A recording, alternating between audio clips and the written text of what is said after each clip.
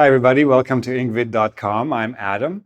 In today's video, I want to give you some writing tips, especially 5 things not to do, 5 things to avoid in your writing. Now, for those of you who are familiar with my other YouTube channel, youtube.com/write-to-the-top, I do a lot of videos like this to show you how to make your writing a little bit stronger. And I have made videos about these tips, but I want to share it with everybody here as well. So you can also go to that channel and get some more writing tips if you need them. So today we're going to look at 5 things that you should not do in writing. Number 1, avoid wordiness. And I'll explain each of these separately. Avoid jargon, avoid redundancy, avoid making assumptions, and the most important one, avoid freestyling. And I'll explain that as we get to it. So let's start with 1, wordiness. What does wordiness mean? It means you're using too many words to express ideas. And generally what happens when you do this, the reader either gets bored because you're just wasting their time with too many words they don't need, or the message gets a little bit confused because I'm not sure what exactly I'm supposed to focus on because there are so many words being used, right? So another thing to remember is that more does not equal better. What you want to aim to do is be concise. Concise means as short as possible, as direct as possible. So basically, I want to get to your message right away without having to read too many words. And these days, especially, a lot of people, they skim. They don't actually read every word. Make sure your point gets clear. So if you can say something with 2 words, don't use 5, for example. How do you do this? You use precision and selection. You use precise language, precise adjectives, precise verbs, precise nouns, etc. And be very selective about the words you use. Now, the only way to do this, of course, is to build your vocab base. There is no escaping this reality. If you want to write better, if you want to speak better, if you want to communicate better, you need more words. More words allow you to have variety, but they also allow you to have concision. The more words you have, the fewer words you actually need to use, which is a little bit strange thinking, but that's how it works.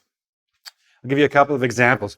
And these are taken from essays that I have actually read and checked because I do assessments and stuff like that. And I'm a certified editor. So the first point that I would like to make is that ... If you're going to start a paragraph like this, you're already lost the reader's attention. The whole point of an essay or of writing is to make a point. So erase all of this.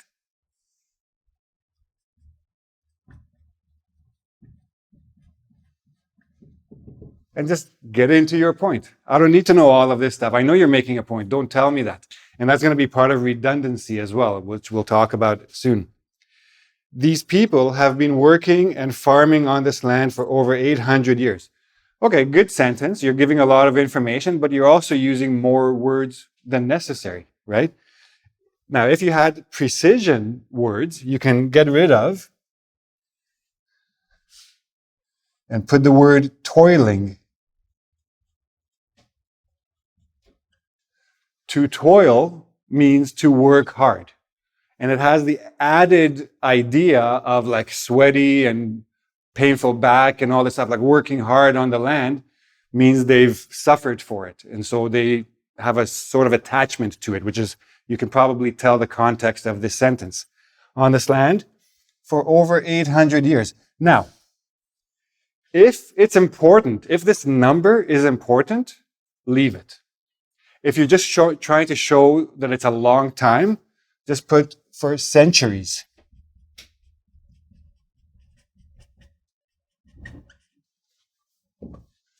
Now, you're thinking 800 years sounds like a lot. When you're using centuries, that has a more emphatic idea to it. A person will feel like a stronger connection or a stronger experience when they've been doing something for centuries, because we think of centuries as a huge chunk of time, whereas 800 years is just a number. I know it doesn't sound logical, but in terms of people's response to reading, they they have an emotional reaction to certain words over other words. Numbers don't create that emotional connection as much as words that imply something, right? Again, that's a little bit more very detailed tip to writing. But again, what the main thing you want to do now is reduce your word count. So I went from 15, I think, to 9, right? Now you're thinking 6 words, not a big deal to save, but over a whole essay, and if you're doing this constantly to all of your sentences, you're reducing the word count a lot. So just a side tip for now, for anybody who's writing essays, like academic, especially if you're in university or college or all that, or if you're applying to university and you're writing a statement or a personal statement, etc., remember that you want to tighten, you want to reduce the word count to have better style. So anytime you're finished with your first draft, what I normally do, the first step, I cut out 10% of the words. Right away, the first thing I want to do is cut out 10%. Right away, as I'm doing that, I'm seeing where things can be shifted and tightened. 10% is a lot. Start with 5% and move your way up to 10%. It's a good exercise. Okay, so that's wordiness. Okay, so now we're going to look at a couple more of those things to avoid. Number 2, we talked about jargon. What is jargon? Jargon is technical language or very specific language for a specific topic. So if you're talking like, for example, medicine with doctors, medical people have very specific words that they use that non-medical people probably don't know. So if you're a doctor and you're talking to non-medical people, you don't want to throw out a lot of medical words because they won't understand what you're talking about. And I'll give you an example in a moment. So make sure you know your target audience. Who are you writing to? And I'm going to talk about a target audience again in a minute. But make sure you're writing to the right people. So generally, there are 2 types of readers for any article or any paper, etc. Experts, so the people who are in the field that you're in, and you're writing basically to them. So if you're a PhD student and you're writing a paper about dementia, and you're pretty sure that the only people who will read this are people like nurses and doctors or social workers who work with dementia patients, then yes, you can use very technical language. You can use a lot of jargon. But if you're writing a paper and you hope that non-medical, non-experts read it, we call these lay persons. It used to be laymen, but now that's politically not correct, so don't say layman. Lay person or lay persons. Notice I don't say lay people. I just pluralize the persons. That's fine when it's in a conjunction like this. If you're writing to lay persons, simplify the language. Use language that they can understand. You can mention the technical name of something, but then make sure you explain what it is in simple terms so that they can relate to it. So for example, if you're a doctor and you tell me and you write to me about encephalitis, I'm like, oh, okay, yeah, I've heard that word before. I'm not exactly sure what it means. Then there's not much point reading anymore because I won't understand you. I'm a layperson. I'm not a doctor. I'm not a nurse. For me, write brain swelling, which basically is what encephalitis is. Make me write with words I understand, not with technical words. So that's a very important thing. Now, I've noticed, I've read hundreds of IELTS and TOEFL essays in my time. And if you're one of those people taking these tests, don't throw in a lot of technical words to try to impress the examiners. If the examiners don't know this word and they have to look it up in a dictionary, you're losing points.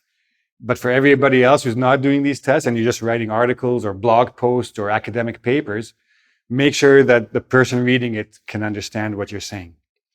Then we'll talk about the next point is redundancy. So if something is redundant, essentially it's unnecessary. It's basically the most common type of redundancy is repetition. You're saying something that you've already mentioned before. Unnecessary. Tell me once, I'll understand it, move on to your next point.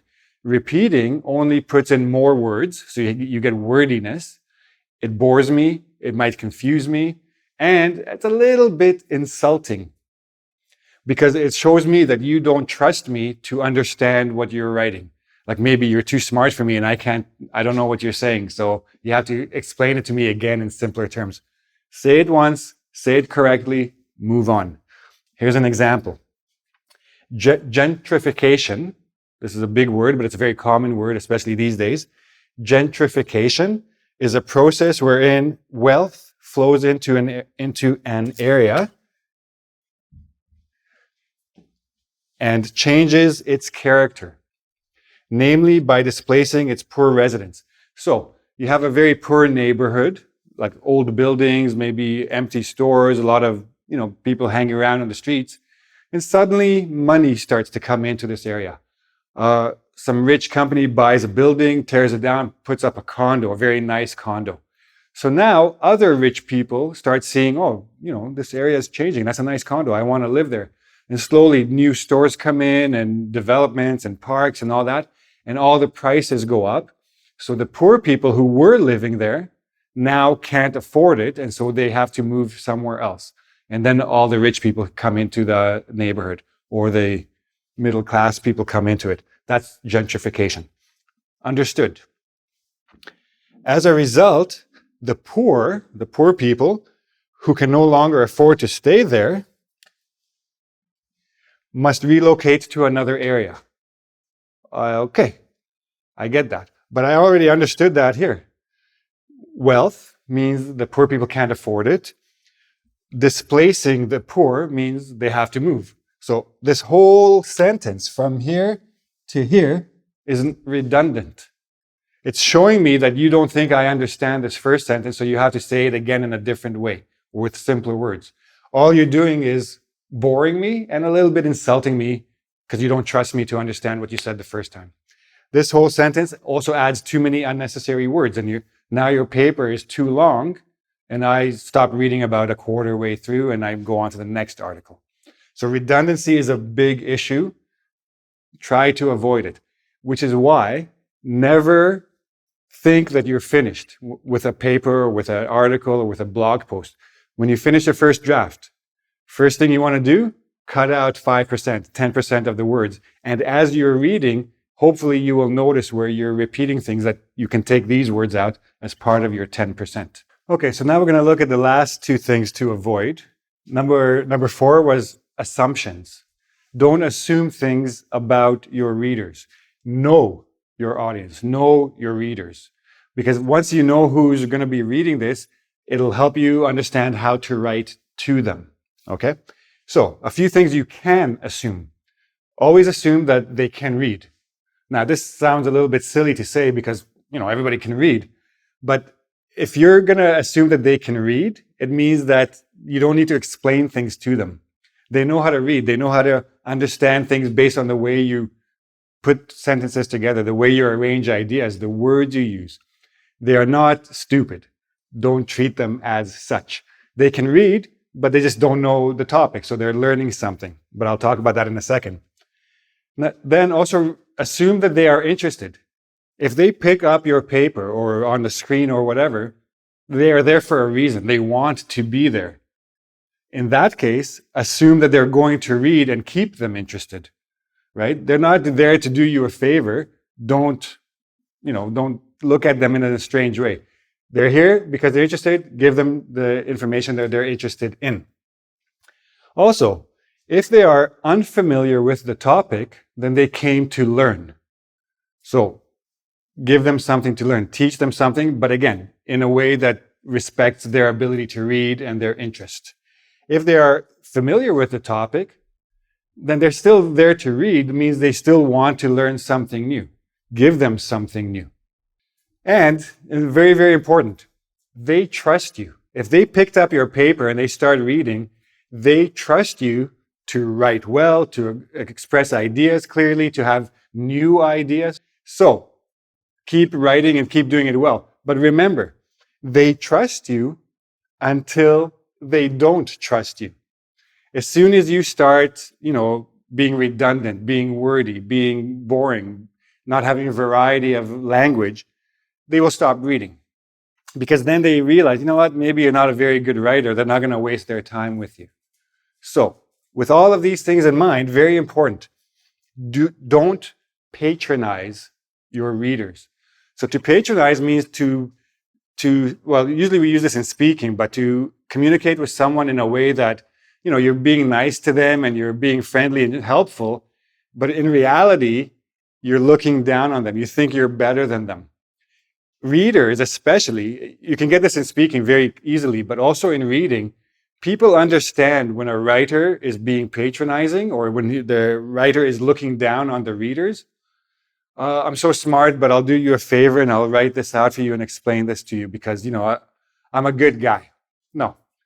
People who see that walk away. Then they stop trusting you and they go read somebody else's papers. Don't patronize, look down on, or be dismissive of. I don't need these people. You do. That's why you wrote whatever it is you wrote, right? So keep that in mind. Always know your audience. And the last one, remember I mentioned freestyling? This is probably the most common mistake people make when they start writing. They start writing. They don't think enough. They don't plan enough. They don't organize their thoughts. They just start writing. And it's so easy to get lost along the way. And it's so easy to make repetitions and redundancies and to use too many words because you don't know where you're going. So you just, you're freestyling. You're on a ski slope, just going whatever and going fast. That's the key. You just want to get to the end. But the reader is going to be alone with your paper. If you're not organized, they won't be able to understand what you're saying. They won't be able to make sense of it. Plan before you write. And it doesn't matter if you're writing for an English test, if you're writing for a college or university course, if you're writing a blog post, if you're writing an article, anything you write, even an email, plan it. Make sure you know what you want to say before you type that first word, before you write that first word. Always make sure you know what your purpose is. What are you trying to accomplish with this piece of writing? Have a map. I'm going to have an introduction to bring up this topic. I'm going to talk about A, B, and C, and then I'm going to reach a conclusion and make sure that there's a conclusion. If all you're doing is presenting a question, that's fine. Make sure that that is a very clear purpose, but make sure to tell the reader or to make the reader understand why you have this question, why this is a question that they too should be asking for. And that in itself is the conclusion. The conclusion is that this is a question worth seeking an answer to. If there's no purpose and nowhere to go with your writing will go nowhere. It'll go all over the place, actually. It'll be unorganized, it'll be boring, it'll be a little bit annoying or confusing, and then nobody's going to read what you write. So there you go. 5 things to avoid in your writing. And if you want to get more writing tips, don't forget to go to Write to the Top on YouTube. I have a lot of videos about writing. That's the specialty of that channel.